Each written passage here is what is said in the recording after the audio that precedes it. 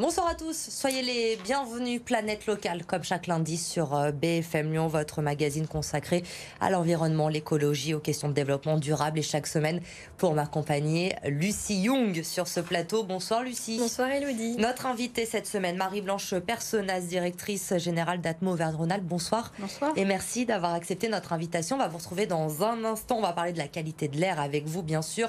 Mais d'abord, comme chaque semaine, l'initiative de la semaine avec Lucie. Alors à Lyon, les épiceries solidaires sont de plus en plus nombreuses. On achète en vrac, du bio, des produits locaux. Bref, on change sa façon de faire nos courses. Lucie, ce soir, vous nous présentez justement l'épicerie Demain. Elle se trouve dans le 7e arrondissement à Lyon. Une épicerie qui va aller encore plus loin. Exactement, c'est une épicerie dite coopérative et participative où les clients sont vraiment acteurs responsables de leur consommation. Concrètement, qu'est-ce que ça veut dire ? Eh bien, chez Demain, les clients sont tous propriétaires d'une partie de l'épicerie, c'est-à-dire que pour pouvoir acheter dans le magasin, il faut avoir pris au moins 10 parts de 10 €. On devient alors sociétaire actionnaire de la coopérative et on va pouvoir avoir une voix au conseil d'administration. Et ce conseil d'administration, il a toute son importance puisque c'est là qu'on choisit quels produits vont être mis à la vente. Grâce à leur voix, les sociétaires peuvent donc suggérer qu'un produit en particulier soit mis en rayon selon des critères bien définis. Il y a bien sûr les critères environnementaux, mais il y a aussi des critères sociaux, société. On va regarder les valeurs de l'entreprise qui fournit les produits. Par exemple, une tablette de chocolat, si elle implique de la déforestation ou le non-respect du commerce équitable, eh bien peut-être qu'elle ne sera tout simplement pas mise à la vente. Chez Demain, c'est donc 80% de produits bio, 25% de vrac et 20% de produits en circuit court. Autre particularité, dans cette épicerie, chaque contributeur, chaque client doit consacrer minimum 3 heures par mois de son temps au fonctionnement de l'épicerie. Pour être vendeur, par exemple, faire des formations ou alors des ateliers, il faut vraiment s'investir dans le projet tous les mois. Alors justement, ça peut faire poser pas mal de questions à nos téléspectateurs. Lucie, pourquoi aujourd'hui s'embêter à devenir actionnaire, à donner du temps pour son épicerie quand on sait qu'il y a énormément déjà d'épiceries qui vendent du bio, qui vendent en vrac ? Pourquoi aller vers cette initiative ? Exactement, vous le savez, il s'en développe tout le temps, ça ouvre tous les mois des épiceries comme ça. Alors qu'est-ce que Demain a de plus ? Eh bien déjà, il y a un critère de prix, puisque comme il n'y a que des bénévoles, et les produits sont environ 20% moins chers que dans les autres épiceries. Ils essayent de jouer sur les prix.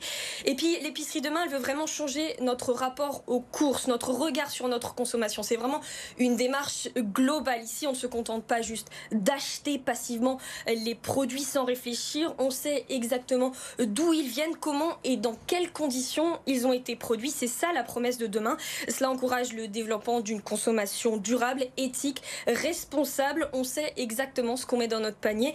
C'est finalement tout l'inverse de la grande distribution. Alors en 2 ans d'existence, ça s'est lancé en octobre 2019, l'épicerie elle a déjà rassemblé près de 700 collaborateurs. L'objectif c'est de passer de la taille d'épicerie à celle de supermarché d'ici à l'année prochaine. L'épicerie Demain, c'est dans le 7e arrondissement. Exactement. Merci Lucie pour cette initiative. On passe tout de suite à l'invité de la semaine.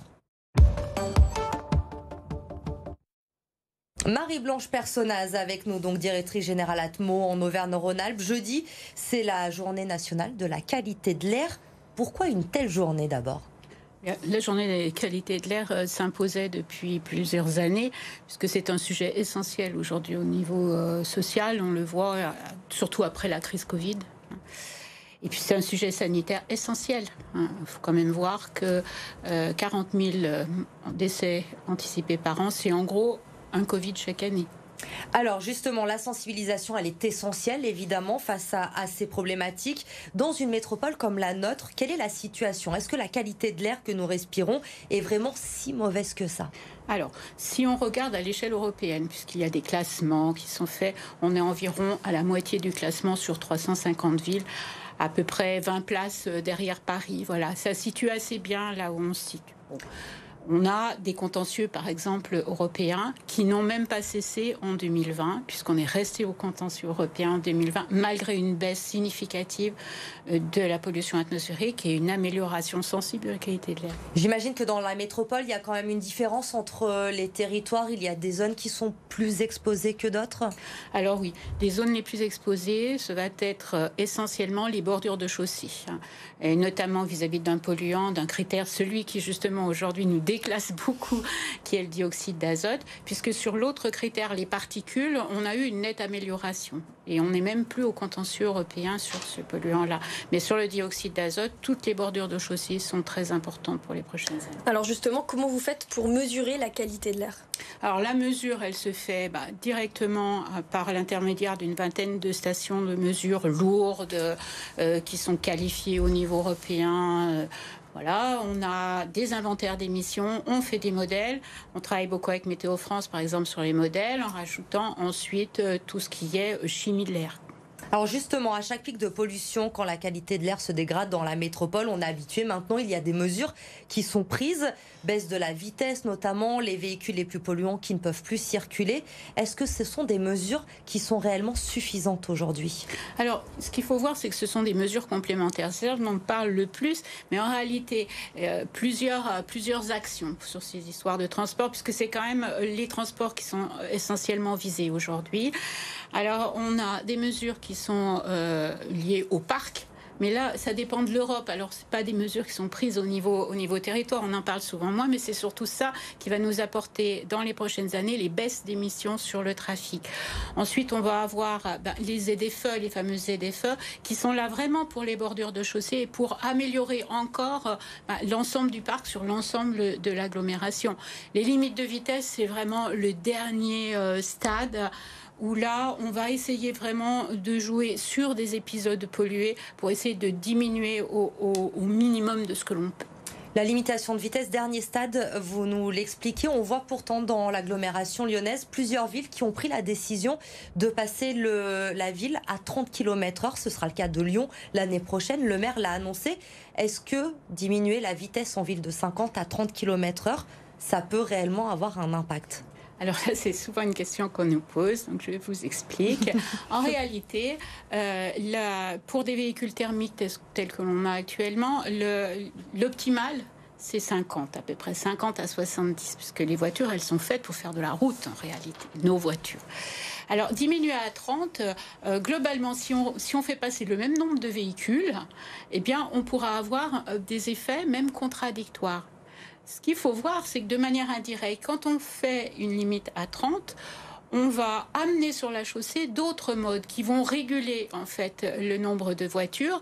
Et donc très vite, ce que l'on observe, c'est une diminution en fait du nombre de voitures qui va circuler dans la zone. Et donc par effet indirect, si vous voulez, une diminution de la pollution de l'air, notamment en bordure des chaussées. Quand on parle du coup de la pollution de l'air, de cette pollution, on pense tout de suite au transport, aux voitures, on vient d'en parler. C'est quoi les autres responsables de la qualité de l'air ? De la pollution de l'air plutôt. Alors, en matière de pollution de l'air, par exemple pour les particules, le principal responsable aujourd'hui, c'est pas le transport, c'est bien les chauffages individuels au bois non performants. Là, on fait un énorme effort là-dessus. C'est comme ça, par exemple, qu'on a sorti la vallée de l'Arve de ces problèmes de pollution en vraiment faisant un gros effort sur ce résidentiel tertiaire. C'est pour ça aussi que quand on étudie de manière collective, là on parle de mesures un peu individuelles, mais quand on décide de plans de réduction, il faut toujours travailler en transversalité avec ce que l'on fait sur la transition énergétique, parce que les deux phénomènes sont extrêmement liés, que ce soit au niveau du résidentiel tertiaire, que ce soit au niveau des transports ou que ce soit au niveau de l'industrie. Donc c'est sur ces trois grandes sources, si vous voulez, il faut toujours agir en transversalité. Ça, c'est très important. Et de même, il faut beaucoup penser à ce que l'air extérieur rentre aussi à l'intérieur du bâtiment et que donc, quand on considère les problèmes sanitaires et donc l'exposition des populations, il ne faut pas séparer ces deux. On a tendance beaucoup à séparer ces deux. C'est le même air, c'est le même air. L'air, justement, une dernière question sur une étude que vous avez sortie il y a quelques jours maintenant qui concerne les stations de métro à Lyon. Nous avons interrogé pas mal de Lyonnais quand votre étude est sortie. Ils se disaient assez surpris finalement d'apprendre que la qualité de l'air n'était pas bonne à l'intérieur des stations de métro. Pourquoi elle se dégrade? Pourquoi elle n'est pas bonne justement cette qualité de l'air dans le métro? Je ne dirais pas qu'elle se dégrade. Elle n'a jamais été bonne en matière de particules. Pourquoi? Eh bien, parce que on n'a pas forcément étudié les lignes de métro en fonction de l'aération déjà des stations, etc. C'est souvent des lignes. Encore à Lyon, on a de la chance, c'est un métro moderne, mais vous allez à Paris, ça peut être pire. Donc, les anciennes stations, notamment, ne sont pas toujours bien ventilées, etc. Et puis, il y a l'effet du frottement, en fait, sur les rails, etc. Et donc, ce que l'on voit, c'est que les niveaux de particules peuvent être importants, et notamment de métaux qui sont à l'intérieur. Et donc ça, c'est pas très bon. Mais c'est connu que le métro... voilà. Alors, ce qu'il faut voir aussi, c'est que le temps de séjour d'un usager dans le métro, il n'est pas important. Donc, il faut relativiser à l'exposition de l'ensemble de la journée.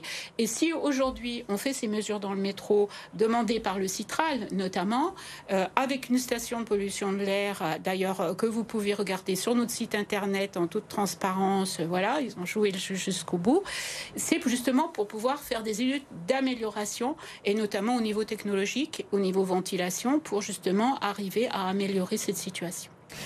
Rapidement, pour terminer, quelles solutions vous pouvez donner, quels conseils qu'on peut peut-être tous faire au quotidien pour améliorer, aider à ce que la qualité de l'air soit meilleure dans notre métropole? Évitez d'utiliser votre voiture si vous pouvez utiliser un autre mode de transport. C'est assez logique, effectivement. Merci beaucoup, en tout cas, Marie-Blanche Personnaz, d'avoir été avec nous ce soir, journée nationale de la qualité de l'air. C'est jeudi. Merci, Lucie. On vous retrouve la semaine prochaine pour un nouveau numéro de Planète Locale et vous restez avec nous. Bien sûr, l'info se poursuit sur BFM Lyon. Très bonne soirée.